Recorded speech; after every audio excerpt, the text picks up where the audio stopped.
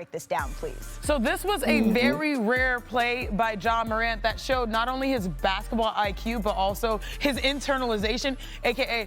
he took that personally from a couple years ago. So let's run the play, Matt, and break this down because look at this. You never roll the ball at this scenario. This close. 4 minutes left. Early. It's usually end of the quarter, end of the game. You normally see CP doing this, but also he's a very heady player. He's waiting, and everyone said it. He's baiting Ben Simmons because at this point he had 5 fouls.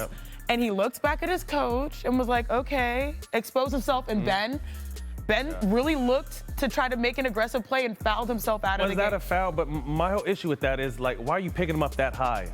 I mean, if y'all want to, go dig up a play, I think it was like my rookie year. We was in Philly. Same situation happened like that. Versus Ben in the first half. And I went to look at coach to get the play, and he ran through the ball, got the steal, and went to dunk.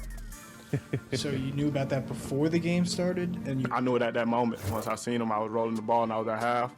I looked at coach, and I see him try to, look like, oh, yeah. So I knew I had him. He was going to press up, and I was just going to force the, ref to make the call.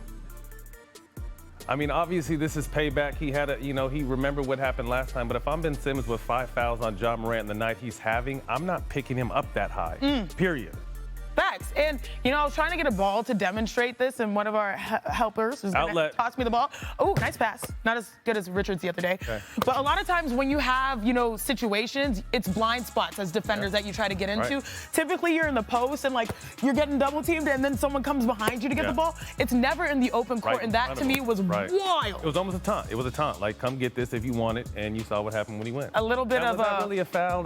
Maybe it's another conversation. A little reverse deja vu? Tough. Malika?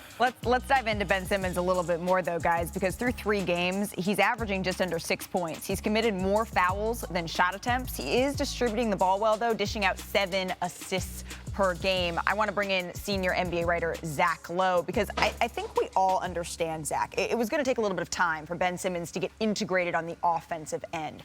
But defensively, what is concerning to you?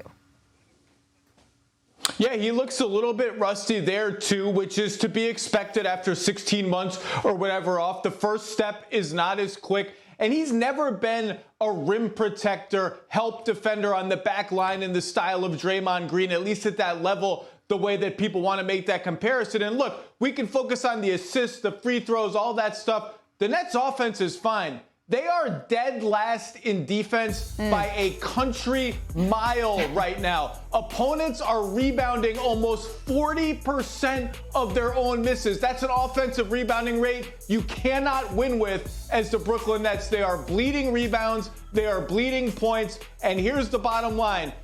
Ben Simmons and Nick Claxton, 2 non-shooters. Those lineups aren't even defending well. Those are supposed to be their best lineups. If they have to downsize and put Simmons at center for offensive purposes, do they have a prayer defensively? Through 3 games, it's early. The evidence is not encouraging.